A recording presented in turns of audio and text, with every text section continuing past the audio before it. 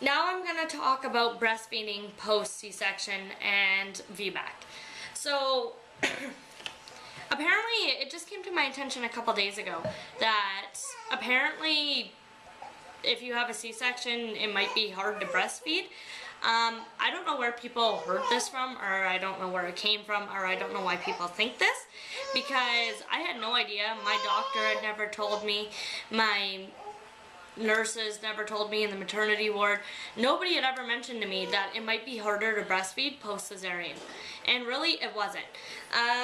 I prefer to use the cradle hold now when I breastfeed, but after the C-section, because obviously I've just been cut in half and my stomach and abdominal area was pretty sore, I didn't particularly want to rest Amberly on the C-section, so the nurses advised me to try breastfeeding her football hold, which is where her head goes here and her legs go behind, and then that way there's no pressure on my cesarean. And that's what I did when I was in the hospital, but after I went home I started feeding her cradle style because it didn't hurt as much. So I started doing it that way. And sorry, Amberly and Dad are playing over there and it's a little bit distracting. But no, so I feed her like that. And my colostrum came in right away after 3 days. My milk came in.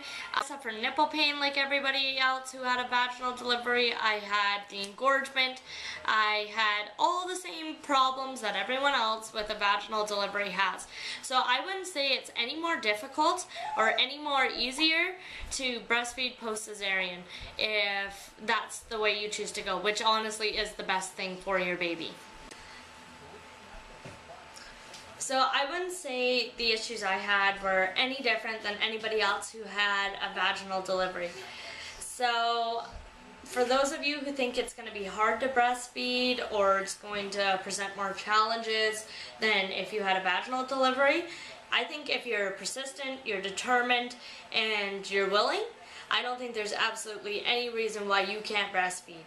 I don't know where people get their information from, but in my experience, there was no hindrance at all whatsoever. The other topic I want to bring up is VBAC, which is vaginal birth after cesarean. It's completely possible. After 7 weeks after my cesarean, I went in to the doctors, or to the OB and the surgeon who actually did my surgery, and they looked over my scar and they talked to me about VBAC. And they said that it's completely possible, and that if my pregnancy is monitored, which it was in my first pregnancy, that there's absolutely no reason why I can't attempt to have a vaginal birth after the cesarean. And that's because technology and everything has come so far that cesareans really aren't necessary unless it's an emergency, or unless your baby's breech, or unless there's multiples, or unless there's some reason that would prevent you from having a vaginal birth. But if there's no reason to prevent you, even if you've had a cesarean section, there's no reason why you can't have a vaginal birth afterwards, which is what I fully intend to do. But then again, that's what I intended to do with her, and my labor went horribly wrong, so who knows what's going to happen this time, or next time, sorry. So that was my video on cesareans and breastfeeding after cesareans and delivery after cesareans and my experiences with a cesarean. If you have any questions, feel free to message me or leave a comment. I'm pretty quick at getting back to people. I would love to hear your opinions. I'd love to hear your advice. If you have any requests, just let me know. So please subscribe, please rate my videos, and yeah, thank you for watching.